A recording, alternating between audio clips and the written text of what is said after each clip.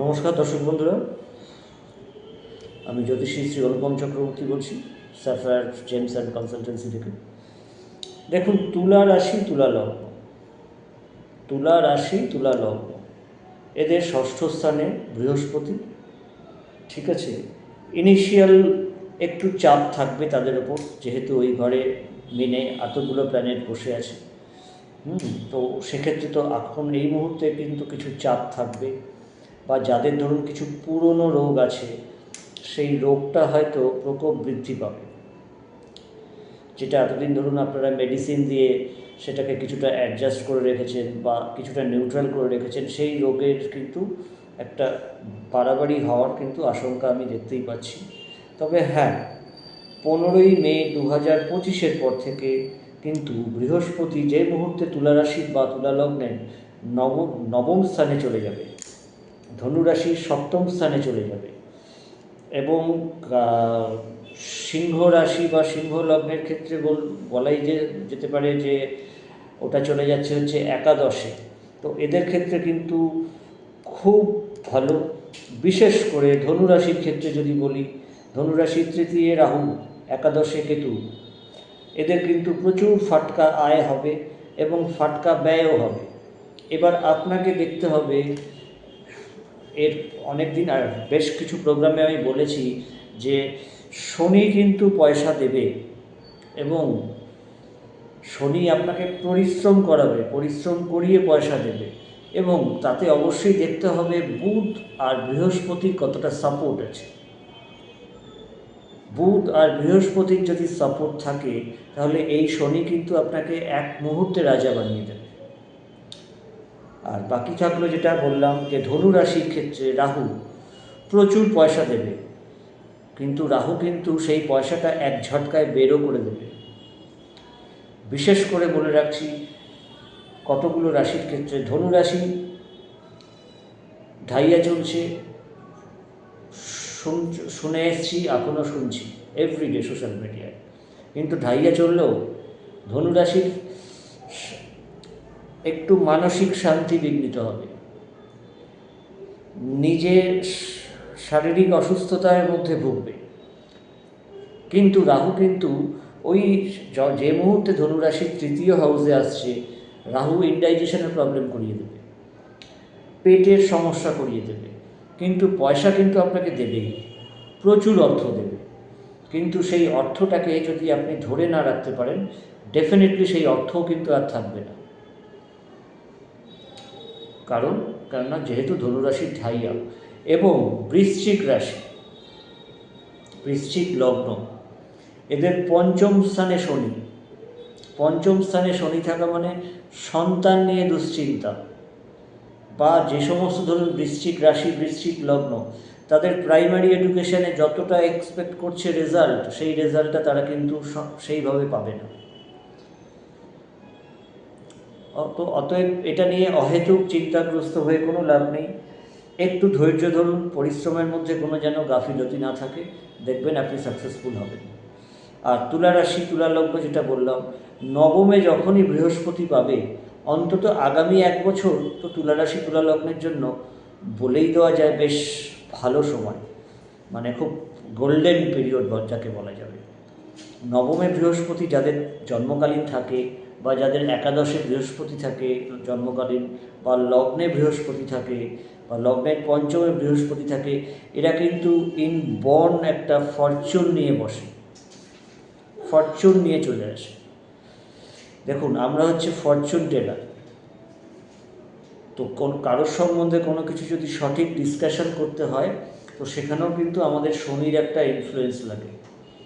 এবং সাথে সাথে আমি কি বললাম, লগ্নভাবে বৃহস্পতি, লগ্নের পঞ্চমে বৃহস্পতি, লগ্নের নবমে বৃহস্পতি, লগ্নের একাদশভাবে বৃহস্পতি, সে কিন্তু ইনবর্ন 50% হলেও সে তার কপাল নিয়ে এসছে।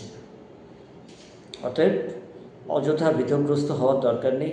ধনুরাশির ক্ষেত্রে আমি কিছু রেমেডিয়াল পার্ট বলে দিয়েছিলাম, বা যাদের ধরুন শনি ঢাইয়া চলছে তাদের ক্ষেত্রে আমি কিছু রেমেডিয়াল পার্ট বলে দিয়েছিলাম।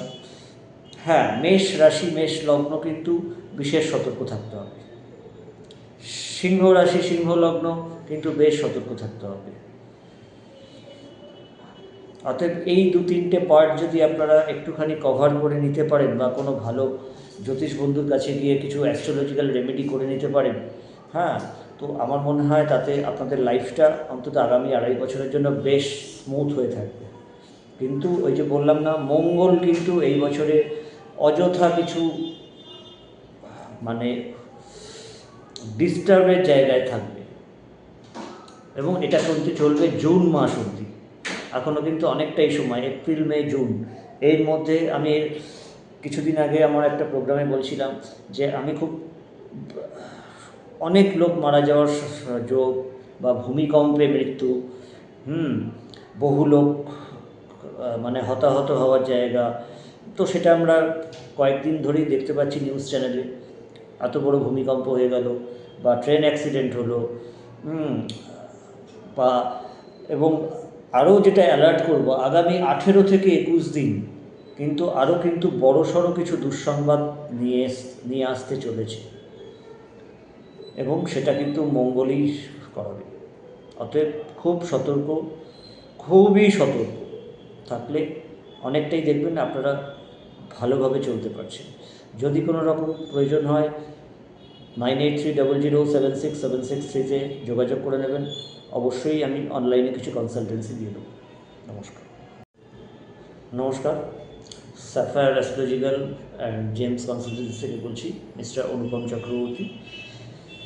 দেখুন, অনেকে আমার কাছে জিজ্ঞেস করে যে আমার মৃত্যু কবে হবে। তো দেখুন, মৃত্যু সম্বন্ধে প্রেডিকশান আমি জেনারেলি দিই না, এবং কবে মরব, আমি অনেক দিন ধরে রোগে শয্যাশায়ী বিছানায় পড়ে আছি, বা বয়স হয়ে গেছে, বার্ধক্যজনিত কোনো রোগে ভুগছি, তো বার্ধক্যজনিত রোগে ভুগছেন, কতদিন আপনি বেঁচে আছেন সেটাও কিন্তু আপনার পূর্বজন্মের যে কর্মফল তার প্রাপ্তি। অনেক লোককে আমি দেখেছি নিশ্চিন্তে ঘুমোতে গেছে বাড়িতে, সে তার বিছানায় শুয়ে পড়েছে খাওয়া দাওয়া করে, সকালবেলা দেখা গেল তার হঠাৎ করে স্ট্রোক হয়ে গেল এবং সেখানে তার মৃত্যু হল।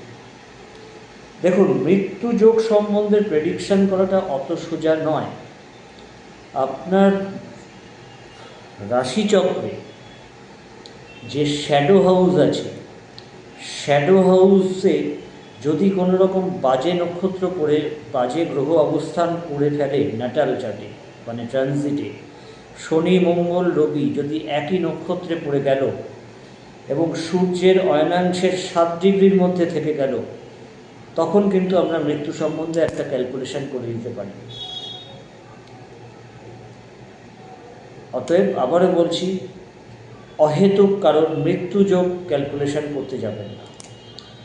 যেমন আমি আমার যত পার্সোনাল বা আমার যে প্রফেশনাল অ্যাস্ট্রোলজিক্যাল ফিল্ডে আমি 90% ক্লায়েন্টকে বলেই দিই কিন্তু যে মৃত্যুযোগ বিচার আমি অহেতুক করি না, এটা আমাদের শাস্ত্রে বারণ করা আছে। সেখানে আমরা বলে দিই যে লং টার্ম মেডিকেল এক্সপেন্স হবে, হসপিটালাইজেশন হবে, ঠিক আছে। লাস্টে একটা ছোট্ট কথা বলতে বাধ্য হই আমরা যে মেবি এক্সপায়ার। 100% আমরা কখনোই সেটা বলতে পারবো না। 100% বলতে গেলে আমাদেরকে কিন্তু অনেক সূক্ষ্ম বিচারে যেতে হবে। তো আশা করব সেই বিচার যেন মানে আমার থেকে না হওয়াটাই বাঞ্ছনীয়। আজ এই অবধি থাকলো। নমস্কার।